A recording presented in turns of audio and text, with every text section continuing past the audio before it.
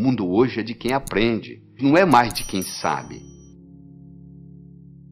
Você é rico ou você é pobre em conhecimento. Então você aprendendo a aprender, você alavanca a sua vida e com isso aumentar a sua riqueza. E cada vez o mundo está ficando mais complexo.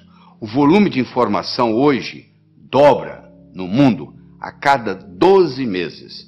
Você imagina, a cada 12 meses nós nos tornamos obsoletos. A gente passa muito tempo da nossa vida estudando. Só que, infelizmente, nós não somos ensinados a como estudar, a como tomar nota em sala de aula, a como memorizar, a como se preparar para a prova, como fazer prova, como aprender melhor, como se tornar um profissional na arte de aprender. No cérebro está armazenada a nossa inteligência, que nos diferencia dos outros animais. O que é inteligência? Eu estudei 18 jovens que tiraram o primeiro lugar no vestibular em diferentes capitais do Brasil. Você imagina que em 40 mil candidatos, uma pessoa tira o primeiro lugar. Essa pessoa, ela tem algo diferente. Existem várias características. Uma delas é que eles tinham uma inteligência lógico-matemática diferente. Ou seja, a capacidade de raciocínio era diferente. E a boa notícia é que nós podemos desenvolver a nossa capacidade lógico-matemática. Eu vou te mostrar como que isso é feito. Já que nós estamos aqui como aprender melhor, eu quero fazer um comentário sobre o ômega 3. A importância do ômega 3 para o cérebro. Os neurônios têm como principal nutriente o ácido graxo ômega 3.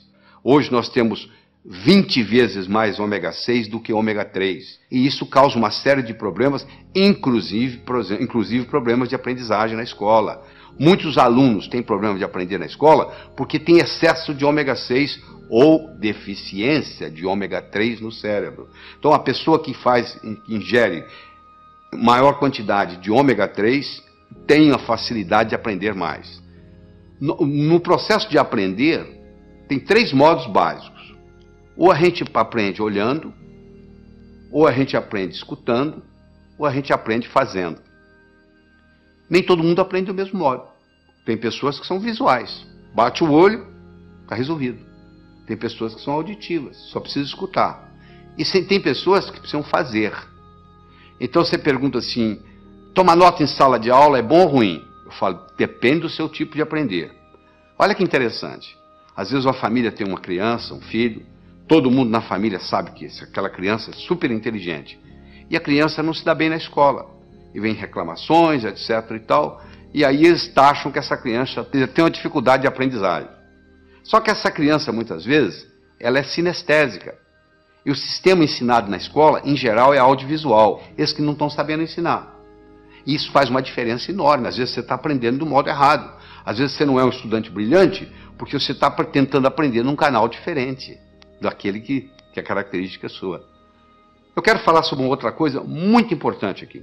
Infelizmente, aquilo que a gente aprende na escola, se você fizesse hoje uma prova, a última prova que você fez como estudante na sua vida, se você repetisse essa prova hoje, você não ia tirar nem metade da nota que você tirou naquela época. Você esqueceu por quê? Porque você aprendeu só um lado do cérebro. Tudo aquilo que eu aprendo com os 2 lados do cérebro fica comigo para o resto da vida.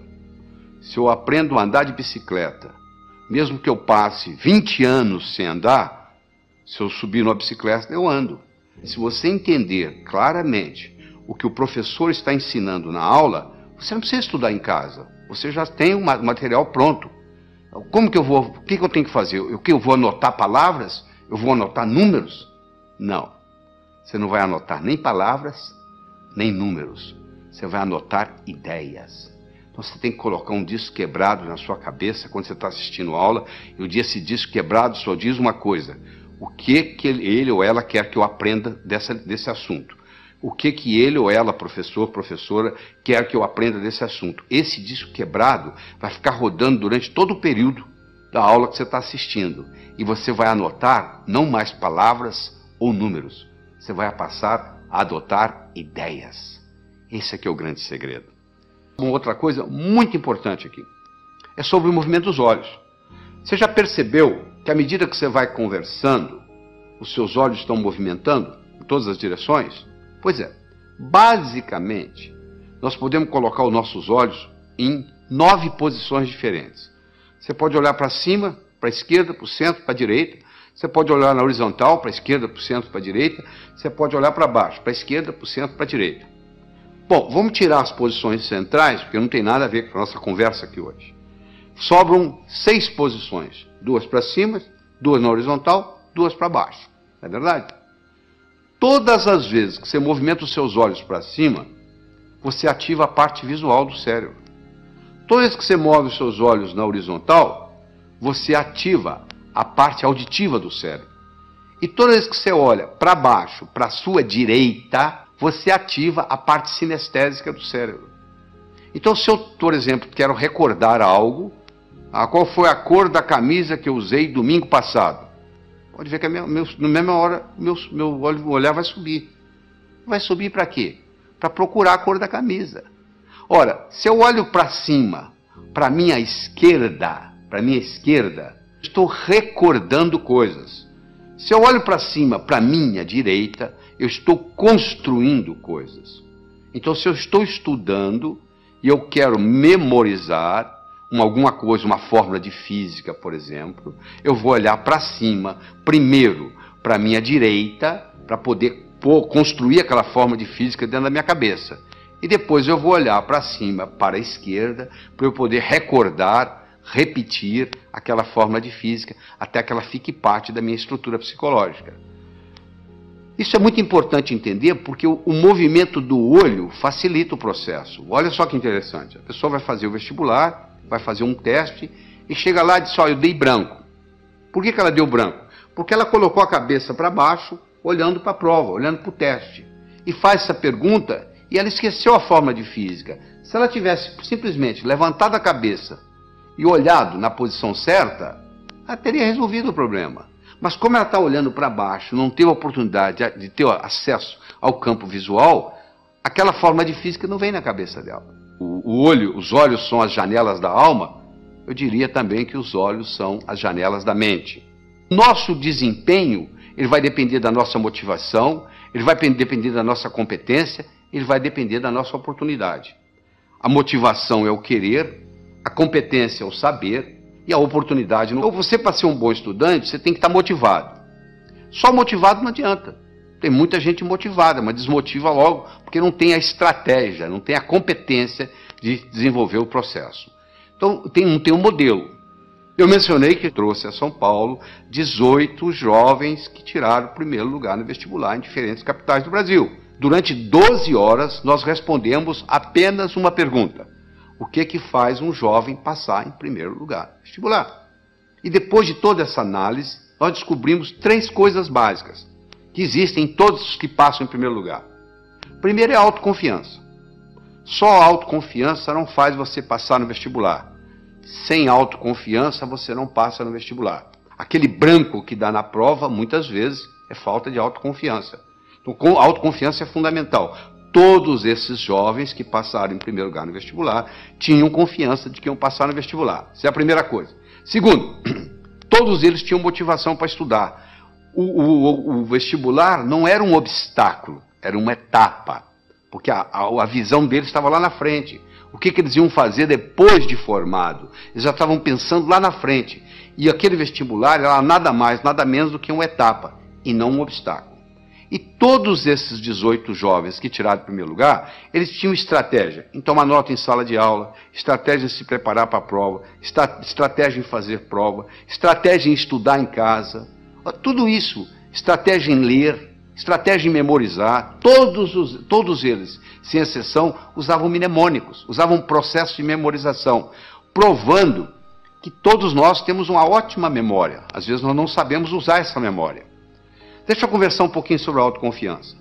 Se eu colocar uma tábua de 40 centímetros de largura, 10 metros de comprimento aqui no chão, você consegue andar nela.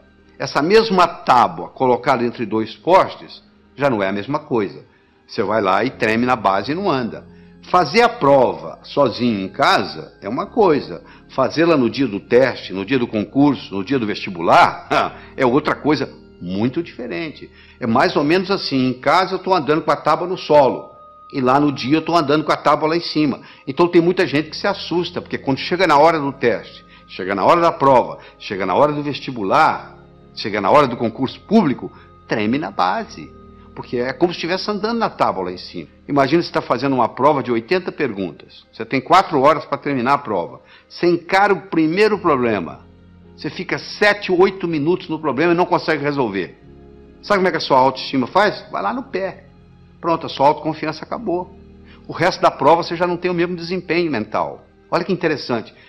Para fazer prova existe estratégia. Você quer estratégia? Você lembra quando você era criança, você jogava vareta?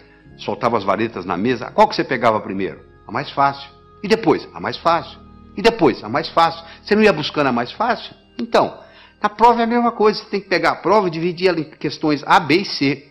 A são aquelas perguntas que você sabe responder. B são aquelas que você sabe responder, mas que vai dar um pouco de trabalho. E C são aquelas que você não sabe se vai responder. Você responde às A's, marca as B's e pula as C's. Se você, aí quando você terminar as A's, você já fez bastante ponto, a sua autoestima já está elevada, você vai e resolve as B's. Se sobrar tempo, você vai encarar as C's. E se não der, você então entra com a estratégia de chutar. É uma estratégia simples, mas uma pessoa que não tem essa estratégia simples na cabeça, ela encara uma prova, um concurso, olha o impacto que tem. Uma pessoa pode muito bem melhorar sua capacidade de raciocínio. Eu tenho aqui 4 pilares do raciocínio. Um eu chamo de passo a passo, o outro eu chamo de visualização, o outro eu chamo de reformulação e o outro eu chamo de exclusão. Esses são os 4 pilares. Quando eu ensino para a pessoa a trabalhar com esses 4 pilares, essa pessoa automaticamente melhora a sua inteligência lógico-matemática. Então vamos fazer o seguinte, vamos começar com passo a passo. Eu tenho as seguintes cores. Eu gosto do laranja mais do que eu gosto do vermelho. Eu gosto do verde menos do que eu gosto do azul. Eu gosto do azul menos do que eu gosto do anil. Eu gosto do vermelho menos do que eu gosto do violeta. Eu gosto do verde mais do que eu gosto do amarelo. Eu gosto do violeta mais do que eu gosto do anil. E eu gosto do laranja menos do que eu gosto do amarelo. Qual é a minha cor favorita? Olha que eu tenho aqui só 7 cores. Imagine se eu tivesse 70 e fizesse esse raciocínio. Olha onde que você chegaria. Você pode começar a trabalhar nisso aí, se você vai ficar, tem gente que leva meia hora, 1 hora e não consegue chegar à conclusão, porque não pegou o modelo ainda. Eu vou lhe ensinar o modelo, você vai resolver isso em 10 segundos. Porque é muito simples, olha como é que o modelo é simples.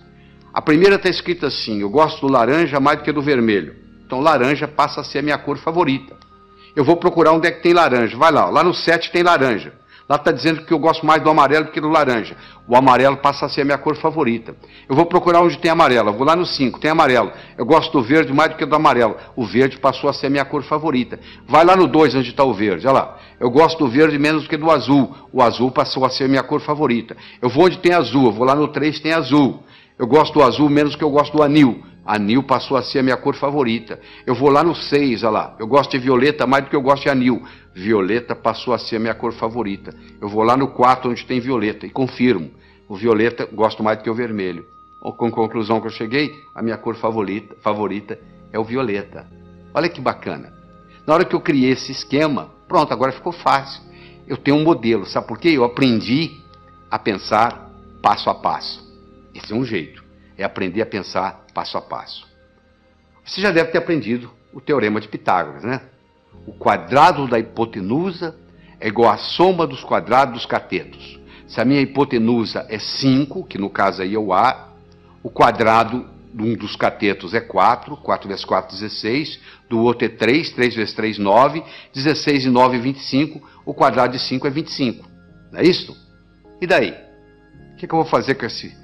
O quadrado da hipotenusa é igual à soma dos quadrados dos catetos. O que isso vai ter? A aplicabilidade que isso vai ter na minha vida? Olha aí na figura. Você está vendo aí, ó? Está aí a hipotenusa, que são 25 quadrados. Um cateto, que é o B, é 4, dá 16 quadrados. O outro é 3, dá 9. 16 e 9, 25. Se eu estou numa arquitetura, numa construção, eu quero construir 2 salões que correspondem a um terceiro. Olha aí, se eu uso isso aí, está resolvido o problema. Olha a aplicabilidade que isso tem. Agora que você visualizou, você entendeu a aplicabilidade, agora você tem motivação para aprender. Então uma coisa é o passo a passo, outra coisa é a visualização. O terceiro pilar do pensamento é a reformulação. Quanto que é 2/3 de uma metade? Você sabe? 2/3 de uma metade. Metade de 2/3 é 1/3. Então, você reformulou, mudou a ordem e resolveu. Às vezes você não resolve o problema porque você não está sabendo reformulá-lo. Você reformulou, você está numa prova, reformula o problema. Às vezes você não resolve daquele jeito. Você tem dificuldade em dizer quanto é 2/3 de uma metade, mas você não tem dificuldade em dizer quanto que é metade de 2/3. Falou? E finalmente, nós vamos conversar sobre o pilar da exclusão. Eu tenho aqui um probleminha muito simples. Você vai pegar os números 1, 2, 3, 4, 5, 6, 7, 8, 9. Vai colocar nesses 9 quadrados que estão aí. De tal forma que, se eu somar na horizontal, somar na vertical ou somar na diagonal, tem que dar 15. Não interessa como eu somar, tem que dar 15. Bom, poxa, complicado? Não, não é complicado. Quer ver como é simples? Primeiro, qual que é o quadrado mais importante? O do meio. Porque ele participa da vertical, ele participa da horizontal, ele participa da diagonal. Ele é o que mais participa de tudo. Então, se eu resolver esse problema aí, eu resolvo praticamente 90% do problema. Qual o número eu vou colocar aí? Eu não posso colocar o 1. Porque se eu colocar o 1, vai ter um lugar que vai ter 2, 1 e 2, 3, para 15, 12. Eu não tenho 12. Eu não posso colocar o 1, não posso colocar o 2, porque o 2 também vai ter um lugar que tem 1. Eu não posso colocar o 3. Por que eu não posso colocar o 3? Porque se eu colocar o 3 aí, vai ter um lugar que tem 1. 3 e 1, 4. Para 15, 11. Eu não tenho 11. Eu não posso colocar o 4, porque se eu colocar o 4 aí, vai ter um lugar que vai ter 1. São 5. Para 15, 10. Eu não tenho 10. Eu posso colocar o 9? Não. Se eu colocar o 9 aí, tem um lugar que vai ter 8. 9 e 8, 17. Já passou de 15. E se eu colocar o 7? Também não pode. 9 e 7, 16. Já passou de 15. E se eu colocar o 6? 9, 6, 15. E o que sobra para o outro? Eu não tenho 0. Então eu vou excluindo, excluindo, excluindo. Você chega à conclusão que só tem um número para eu colocar aí. É o 5. E na hora que eu coloquei o 5 aí, a coisa fica muito simples. Você pode fazer você mesmo aí. Você vai ver aí que se você somar na horizontal, somar na vertical, somar na diagonal, o resultado dá sempre 15. Eu comecei o problema, você fala, isso eu não consigo fazer. Não consegue não. É porque você não tinha parado para pensar no processo da exclusão. Agora você tem o pilar da exclusão, da visualização, da reformulação, do passo a passo, e aí o processo vai. Então nós já falamos, é importante você levar em consideração a motivação. Como é que você motiva? Você fica olhando a sua meta. E é uma coisa, gente, preparar para o vestibular, preparar para concurso, preparar para a vida, não é uma corrida de 100 metros. É uma maratona. Eu tenho que aprender para a vida. Eu tenho que manter isso na minha memória. E o que acontece com a maioria dos estudantes? Aprende, esquece, aprende, esquece, aprende, esquece. E diz assim, minha memória é ruim, a memória não serve para nada. Não é só a memória que é ruim, é porque você não sabe usar a sua memória. Deixa eu lhe ensinar 3 segredos. A memória gosta de movimento. Uma coisa é eu pensar num cachorro parado, outra coisa é pensar num cachorro correndo. É totalmente diferente. Aquelas memórias que você tem na sua mente, elas estão lá na forma de filmes, e não na forma de slides. Se você memoriza a coisa parada, você esquece. Se você memoriza em movimento, você vai se lembrar sempre. Segundo, existem estudos mostrando que o professor que trabalha com giz de 2 cores aumenta em 19% o desempenho da classe que ele está lecionando. Porque você usando mais de uma cor, você estimula outras áreas do cérebro. Se você trabalha só com preto e branco, você está trabalhando com a área esquerda, o seu hemisfério esquerdo do cérebro. Se você trabalha com colorido, outra cor qualquer, você está trabalhando com o lado direito. Então você procura estudar com a caneta de pelo menos 2 cores. Terceiro, você tem que exagerar. Uma coisa é você pensar num cachorro, outra coisa é você pensar num cachorro do tamanho de um elefante. Ora, se eu vou guardar uma fórmula de física, eu imagino a fórmula de física do tamanho de um prédio. Eu coloco ela na minha cor favorita e eu ponho ela piscando. Aquilo nunca mais sai da minha cabeça. Eu vou memorizar um telefone, eu imagino os números do tamanho de um prédio. Eu imagino os números coloridos, eu imagino os números piscando. Pronto, aquilo ali memoriza. Então não existe a história de memória ruim. Todos temos uma boa memória.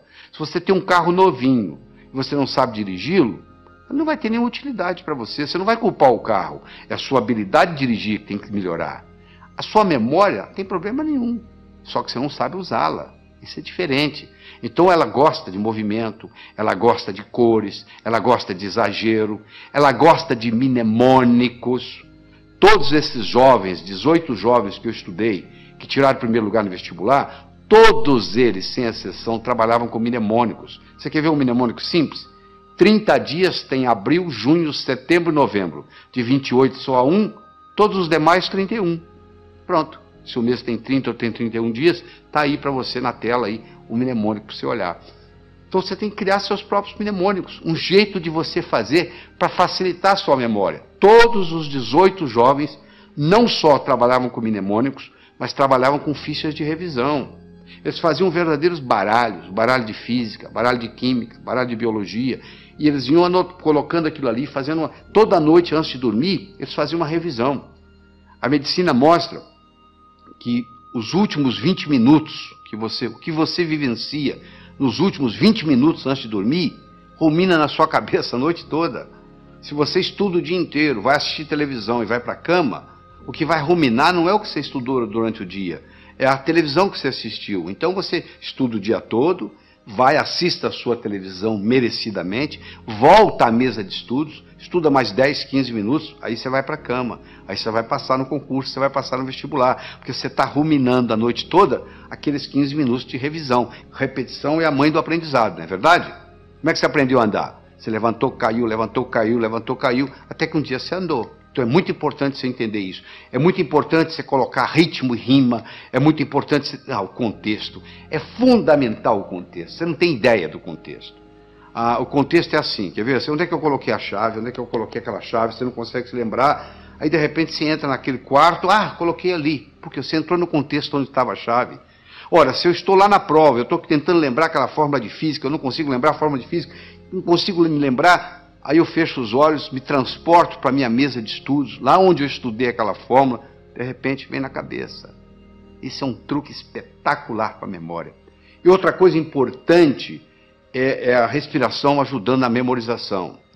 Nós desenvolvemos uma respiração que eu digo assim: inspire em 4, segure em 4, solte em 4. Por quê? Porque naquela posição que você fica para estudar ou para fazer prova, depois de um certo tempo, o oxigênio no seu cérebro começa a cair. E você sabe que o cérebro ele exige oxigênio e glicose para funcionar. São os dois combustíveis que o cérebro usa. Faltou oxigênio, o desempenho não é o mesmo. Faltou glicose, o desempenho não é o mesmo. Respira em 4, segura em 4, solta em 4, 4 vezes, reoxigena o cérebro, aí você abasteceu de novo para mais 40, 50 minutos. Isso faz a diferença, às vezes, entre passar e ter que fazer o cursinho no ano que vem, novamente. Deixa eu falar um pouquinho sobre leitura. 80% ou mais daquilo que você vai aprender na sua vida, você vai aprender através da leitura. Nós temos 3 tipos de leitura. Você faz a leitura do prazer, a leitura crítica e a leitura específica. Você vai procurar uma coisa específica e vai lá e pesquisa. O problema é que nós, brasileiros, temos uns vícios muito grandes com a leitura. Nós temos problema com a velocidade da leitura, temos problema com a compreensão e temos problema com a memorização. Essas 3 coisas estão juntas: velocidade, compreensão e memorização daquilo que lemos. Então deixa eu mostrar uma coisa. Primeiro, a gente aprende a ler palavra por palavra, não é verdade? Nós aprendemos a ler palavra por palavra e aprendemos a ler em voz alta. Aí nós começamos a ler em voz alta e os nossos pais dizem assim: não, para, você já leu bastante, lê agora em voz baixa. Só que você diminui o som, mas continua lendo com a garganta. Esse fenômeno recebe o nome de subvocalização. Só que a nossa garganta não permite falar mais do que 180, 190 palavras por minuto. Se você lê com a garganta, e a maioria lê, porque se você colocar uma pessoa lendo em silêncio e colocar um eletrodo aqui na área da laringe, você vai perceber que à medida que ela vai lendo, ela vai ativando a laringe. Se você tem esse vício de subvocalização, você está limitado a 190 palavras por minuto. Olha que interessante. O nosso cérebro chega a pensar 1000 palavras por minuto. Se a nossa garganta só trabalha com 190 palavras por minuto, ou seja, se eu sou limitado a ler 190 palavras por minuto, e o meu cérebro é capaz de pensar 1000, eu passo a maior parte do tempo fazendo o quê? Divagando. Eu fico desatento. Por incrível que pareça, quando eu aumento a velocidade de leitura, eu aumento a minha capacidade de concentração. Existe um outro vício na leitura, que é o chamado de regressão. O meu olho está sempre voltando, está sempre voltando, está sempre voltando, e eu perco um tempo danado nisso. Esses processos, então, o palavra por palavra, o subvocalização, a regressão, são problemas que prejudicam intensamente a nossa velocidade de leitura. Então eu vou recomendar a você aqui, para você pegar um jeito. É como andar de bicicleta, você tem que colocar a rodinha primeiro, você vai virar o livro de cabeça para baixo, e você vai ler com as mãos, usando a mão como orientação, e ler de cabeça para baixo. Só para você pegar o jeito, você pegar a mecânica, e no pegar a mecânica que faz uma diferença. E de vez em quando existe um exercício muito interessante, que se você esfregar uma mão na outra, esfregar até esquentar, faz aí, você que está me assistindo, faz aí, vai, até esquentar, aí você coloca em cima dos olhos, na mesma hora você descansa o globo ocular. Faz isso umas 2 ou 3 vezes, que vai fazer uma diferença enorme na sua leitura. Use mapas mentais. O que é mapa mental? É o modo como o cérebro aprende. Isso alavanca tremendamente. Entra na internet, faz uma pesquisa de mind map, ou um mapeamento mental, e você vai aprender a fazer esse processo como se fossem árvores com seus galhos. Outra coisa importante, o aprendizado é mais eficaz quando ele é divertido. Você tem que se divertir. Você não pode estudar de mau humor. Você tem que substituir suas anotações lineares por mapas mentais. Você tem que procurar trabalhar com pelo menos 2 cores diferentes. Você tem que associar sempre a teoria à prática. Você tem que fazer períodos de estudo de no máximo 50 minutos, com mais ou menos 12 minutos de descanso. Depois de 50 minutos, o rendimento cerebral cai tremendamente, você continua a aprender, mas não retém.